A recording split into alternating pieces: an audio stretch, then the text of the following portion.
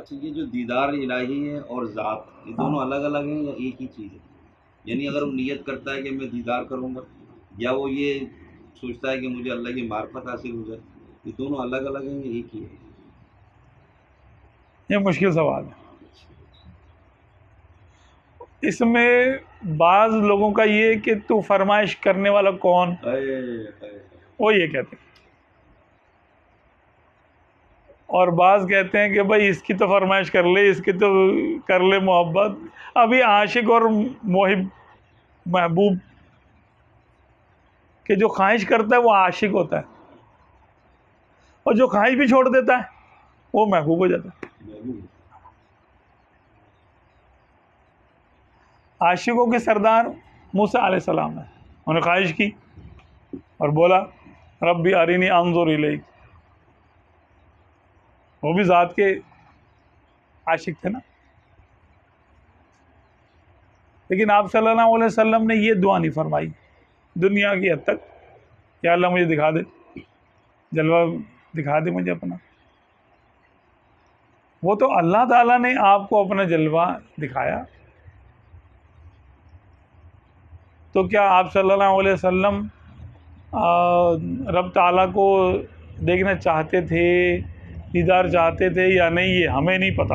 کہ ان کے قلب اطہر کا معاملہ کوئی اور کیا جان سکتا ہے، یا اس کی کیا خواہش تھی، کیا کیفیت ہے، ہمیں کیا، کسی کو بھی کیا پتہ، نہیں پتہ.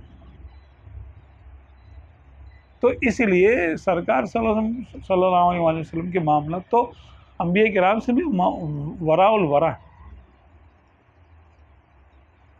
لیکن ہمارے لیے یہ کہ اب اس میں دو مسلک ہیں. مجدد الفسانی رحمۃ اللہ علیہ نے ارشاد فرمایا کہ عاشقوں کے سردار موسیٰ علیہ السلام ہیں، انہوں نے تمنا کی، دیدار کی. اب کوئی عاشق بننا چاہتا تو کر لے، پھر جواب بھی اس کو پتہ ہوگا کہ لن ترانی، کہ دنیا میں تو یہ نہیں ہے. ہاں، دنیا میں نہیں ملے گا بیٹا، یہ مرضی ہے آپ کی.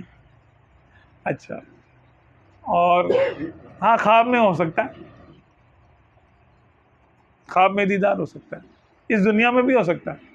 کیونکہ جب ہم خواب دیکھتے ہیں تو ہم روحانی طور پہ اس دنیا میں نہیں ہوتے، یہ فزیکل ورلڈ میں نہیں ہوتے، ہم روحانی دنیا میں ہوتے، اسپرچول ورلڈ میں ہوتے روحانی طور پر. تو وہاں جائز، روح کی آنکھوں سے دیکھنا جائز ہے. وہ تو اس دنیا میں رہتے ہوئے بھی دیکھا جا سکتا ہے اللہ تعالیٰ کو. لیکن یہ کہے گا نہیں محبوب جو ہے، ڈیمانڈ نہیں کرے. عاشق تو کہہ دے گا، عاشق کہہ دے گا، لیکن عاشق اپنے عشق سے بےتاب ہے. اچھا، وہ بھی صحیح ہے. اللہ نے ہر مخلوق پیدا کی ہے نا، عاشق بھی تو اسی نے پیدا کی ہے، انا الحق کہنے والے بھی اسی نے پیدا کیے ہیں، اور صاحب جذب اور صاحب سلوک اسی نے پیدا کیے ہیں.